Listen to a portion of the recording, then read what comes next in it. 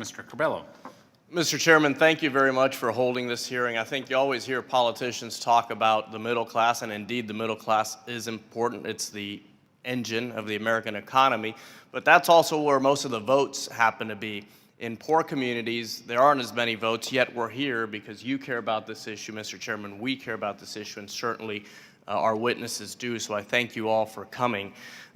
Ms. Kneebone, I want to talk to you about suburban poverty. I represent a largely suburban district, and you discussed the migration of poverty from the urban cores out into the suburbs, and of course, this is a major concern for me. I think one of the aggravators or the factors that contribute to this phenomenon is the lack of transportation out in the suburbs. Most urban cores have fairly sophisticated public transportation grids, but as low-income individuals move from the urban cores out to the suburbs, does that lack of access to public transportation aggravate their circumstances?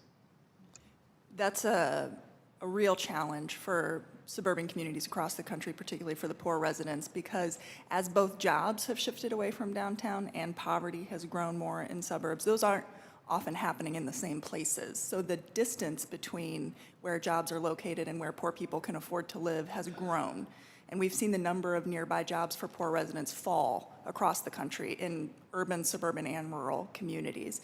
So that the fact that suburbs often don't have public transit systems, or when they do, they're not connected suburb to suburb where a lot of these job opportunities are growing, does exacerbate that mismatch. It makes it much harder to connect to those employment opportunities that can give them a path out of poverty, and also makes it more incumbent on them to have to own a car and have to deal with the high costs of maintaining a reliable car that would actually be able to get them to where the job opportunities are. So given that infrastructure investment is a priority for the new administration and for many of us here in Congress, you think there is an opportunity to use some of that poverty data to more effectively make these investments? Yes, absolutely, both in terms of how we think about where to make transportation investments in terms of roads versus transit options, where those dollars go, how they're deployed, but also in terms of thinking about where housing is around those networks, where we can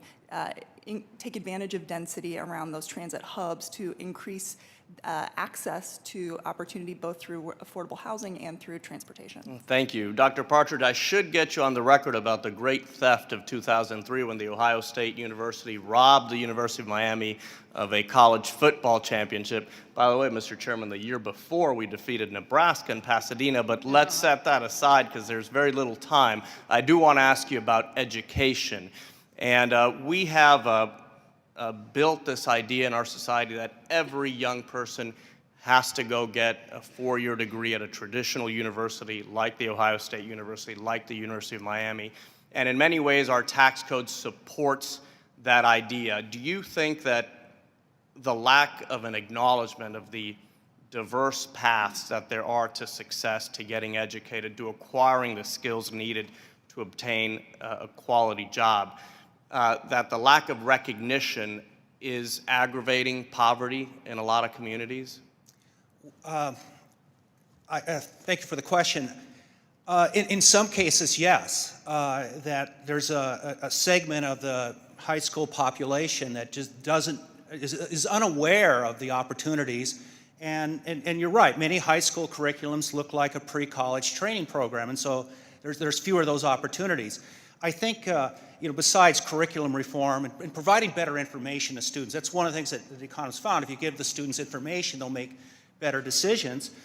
Besides that, is one of the areas I think is just fantastic in terms of investment. And in terms of the role they play in communities and broader communities is community colleges and technical colleges. They're on the ground doing the workforce training, but even beyond that, they have more of a regional footprint that brings people together in the collaborative processes. So in that sense, investment in technical colleges and community colleges would have a large payoff for the kind of the population that we're talking about.